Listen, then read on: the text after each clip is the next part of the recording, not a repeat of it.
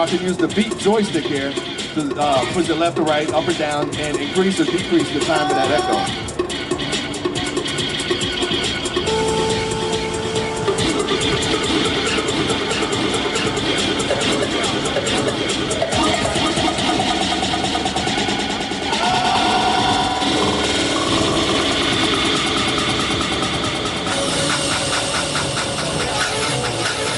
I have like a 3/4 thing going on. And you notice that's staying in time with the beat. As long as your tracks are analyzed and you have the proper BPM tag in your tracks, the Serato DJ, it's gonna know that when you turn it on, and it's gonna lock into that beat. Like James was saying, he likes to be a little more organic and not really just be locked in. If you want to change out a little bit, you can turn the time knob and get that off by 1 millisecond, 2 milliseconds, as much as you want to get it just a little, not just sitting right down in the groove. And anytime you want to get it back, really, you can just hit the flex effects button on and off, and it's going to lock right back into that tempo. Now with the shift button, you also have different types of echoes you can choose. You also have different types of filters, flangers you can choose as well. And again, you'll see the little white arrow by those buttons, which means hold down shift and press those. So if I hold down shift and press the echo, I have a choice between just a regular echo, a high pass echo, which only lets like the high frequencies pass through instead of the whole range of whatever you're playing. And you can choose like at what point that kicks in. So if you want just like 82 hertz or whatever, so you can basically choose the part of the frequency that comes through. You also have a hold echo and there's going to be a ducking echo, which is in the 62 now, but I believe it's going to make its way in here. Basically what the ducking echo is there's a threshold that as long as you're playing something, you won't hear the echo. But then when you take it out of the channel, then the echo kicks in. So say you're scratching or playing something, but you don't want that echo going on then. You want it when you stop, so people hear it fade out. Then when you take the channel out or the fader out of the mix, then that echo will kick in. Well, let's go to the high pass echo. Again, I hit the shift and hit the echo button. And now I can use the joystick to go down to the high pass echo. And again, I'm not going to lock that in. I'm going to change it while you listen to it so you can kind of hear the effect. So that's at 82 hertz. As I increase that, it's going to like drop off more of that low end and only let more of the high end pass through. If I increase it more.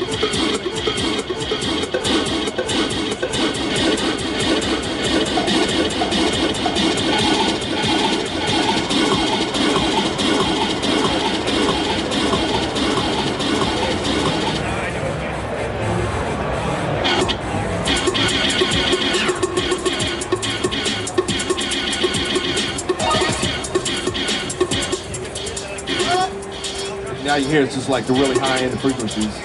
How you doing? And again, you can put that way you want.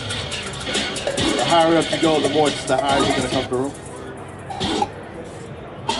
Can you even hear that?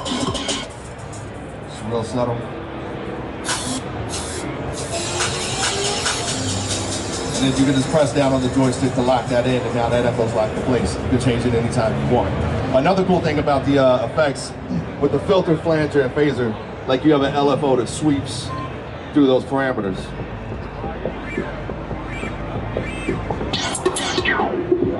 So you can hear that going up and down on that filter. Now, with the time knob, I can press down on that time knob and it re-triggers the start of that LFO. So if you set like kind of a short LFO and have the depth up, you can re-trigger that almost in a rhythmic fashion and get like an extra kind of effect out of that, like a rhythmic effect out of it.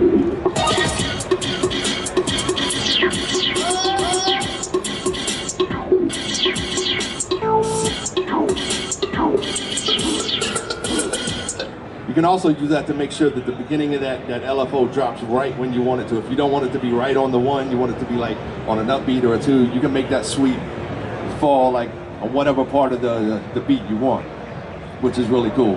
The effects also remember their individual settings. So if I have a really short filter set, so I just sweep through really quick, and then I go to my flanger, and I want a really long flanger set.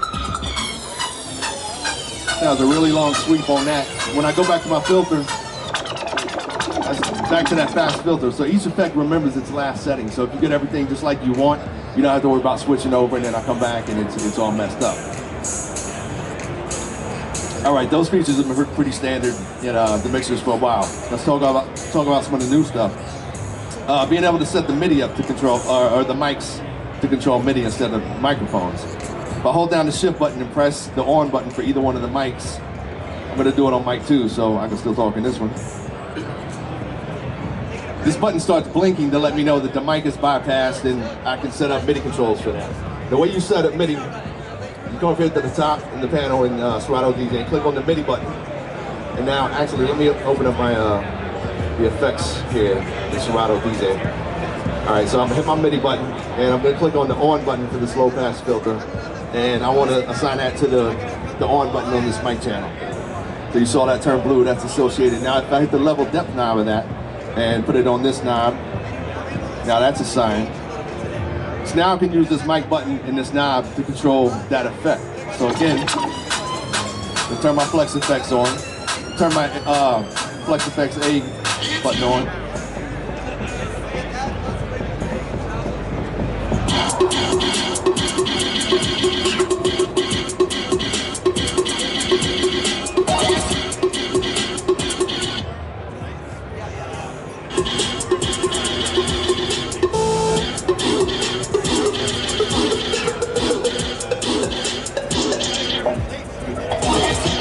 Now you can see I'm controlling that software effect from the mic channel on the mixer. Now if I want that to go back to being a microphone, all I need to do is hold down shift, press that button, that stops blinking. Now this no longer controls that and I can use that as the mic channel. So that's a cool feature. You also have the control strips here with your different banks to control cue points, loops, your SP6. And there's a layer button at the bottom. You hold down the layer button and you press 1, 2, 3, or 4 to get into one of the 4 layers. The first layer, and each layer has 2 banks. So in the first bank, on the first layer, you have your first 4 cue points.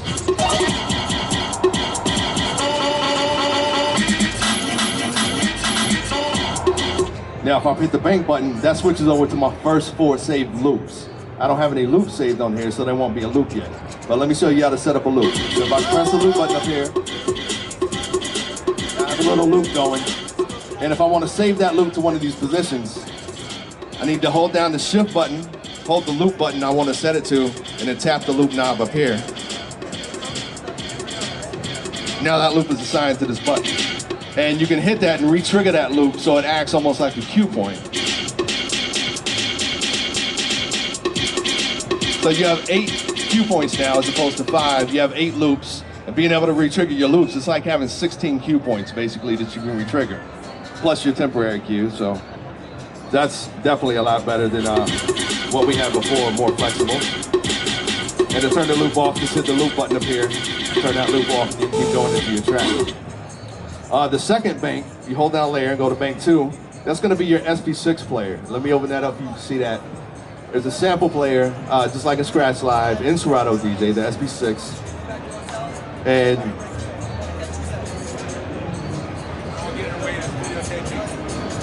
I have that set to output 1. I heard your, yeah.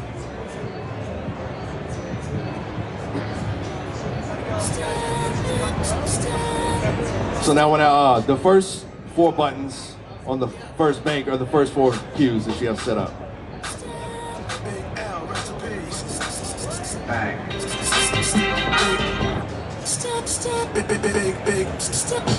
Now if I hit the bank button and switch over, I have my 5th and 6th sample. And the 2 bottom buttons here will switch between your banks. You have 4 different banks that you can choose. As I press those, you can see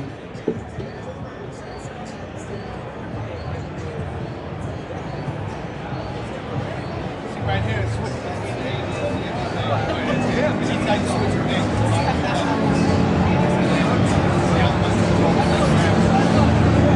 So it's really easy to switch between your banks, control all the samples right from the mixer. The next group, the next layer rather, layer 3 is going to be all your cue points, all 8 cue points. So bank 1, first 4, bank 2, the second 4. Layer 4 is going to be all your loops, all 8 loops if you have 8 loops set. Again, first bank, first 4 loops, second bank, second 4 loops. So you can either access half your loops and cue points in layer 1, your SP6 in layer 2, all your loops or cues in 3 and 4. And 3 and 4 can also be customized. Like if you want to set other functions up to those buttons, you can do that. You can mini-map other effects or other features, functions within the program to those knobs, to those buttons rather. There's also a slip mode. Is everybody familiar with loop roll? In case you're not, what loop roll does, it'll loop a section of a song as long as you hold the button down, and when you release it, it jumps back in the song where it would have been if you wouldn't have looped it in the first place. So let me just do a little loop roll here for those who may not know what that is.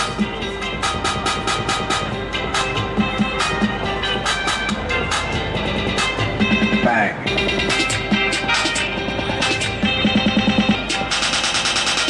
So then when I release it, it jumps back where it would have been. There's a new mode in Serato DJ called slip mode. And what slip mode does, it basically lets you do anything to the track. You can scratch, you can trigger cue points, set loops, whatever you want. And when you're done, it jumps back to the track where you would have been if you wouldn't have messed with it in the first place. So to get into slip mode, you just press the slip button. Now the track is in slip mode. So again, I can do loops, and it jumps back where it was, just like loop rolls. But I can also trigger cues and they'll jump back.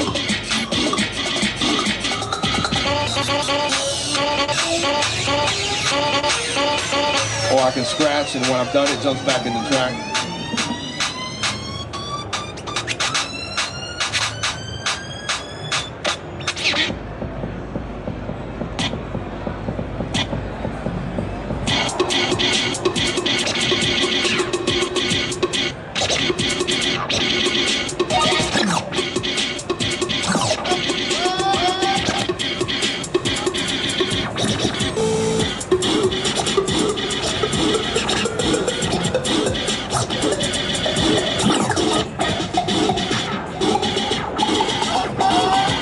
Gonna always go back to where it should have been in the track anyway. So if you have a mix going and everything's just synced up right, you want to scratch or do something and say you get a little carried away and it gets messed up, oh, just let it go, it's gonna pick right back up, the mix is gonna be on.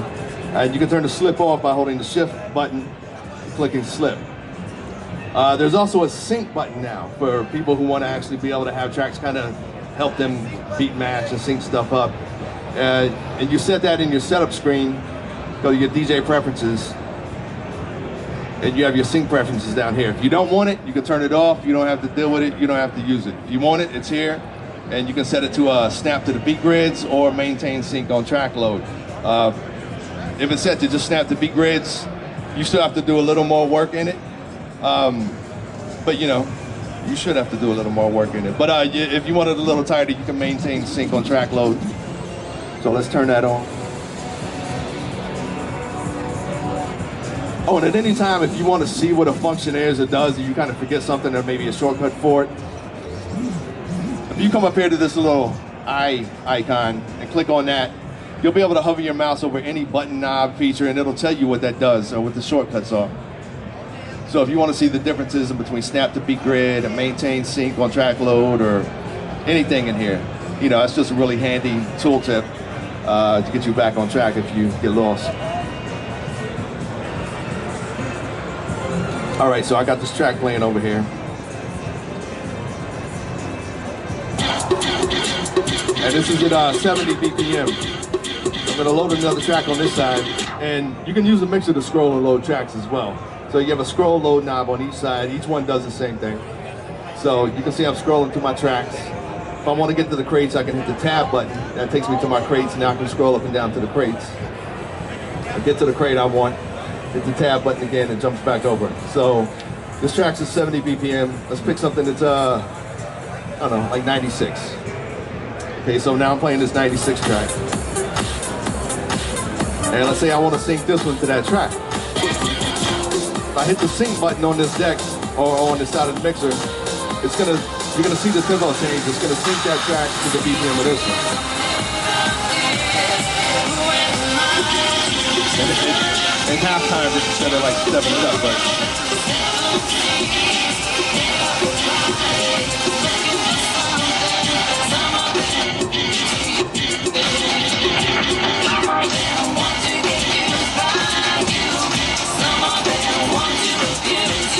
now it's a lot slower than it should be, or faster than it should be, but it's going to be in sync.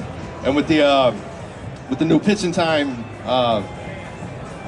key lock that they're implementing, they did a press release for that the other day. Like Scratch Live and Serato DJ always had its own key lock, but now they're going to offer like a paid plugin for pitch and time, which I believe is only like around $29. And the plus minus range on that is plus minus 200. Techniques turntables, the standard Techniques goes to plus minus 8. These will let you go to plus minus 200 and still maintain the integrity of the track. And I recorded a piece of a song with the old key lock and the pitch and time plug-in at minus 50, so you can hear the difference. So I'm gonna play the key lock version first for you, so you can hear how that sounded at minus 50.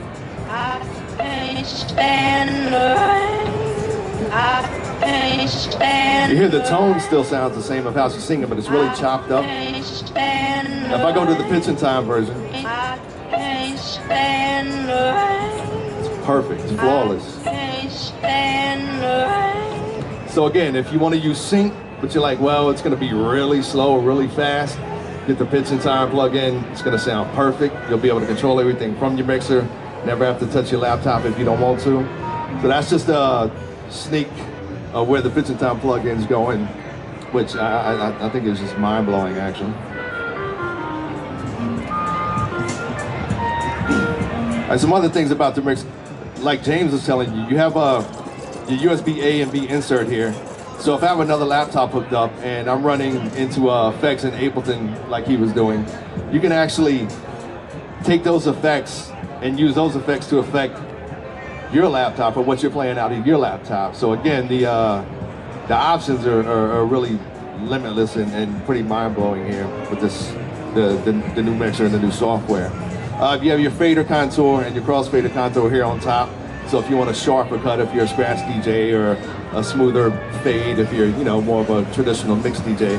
Also, there's a headphone jack on top of the mixer now, and one on the front, and there's also an 1/8" headphone jack on the front of the mixer. So people who want to have their stuff in a coffin or prefer their headphones on top, you have a little option. That's just a nice little extra thing they did.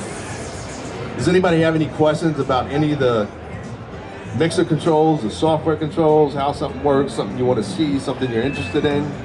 Any questions? The headphone jack? You can use two headphones, but you're not going to hear two different signals. You'll both hear the same thing, but you'll be able to plug. Theoretically, you can plug in 3 headphones. You got your 2 1/4" jacks and your 1/8" jack, but you'll hear the same signal. I'm glad you said that, because it reminded me there's another cool thing about the headphone related issues in the mixer. If you hold down the shift button again and press your split cue button on the headphones, you not the split cue, I'm sorry. Cue.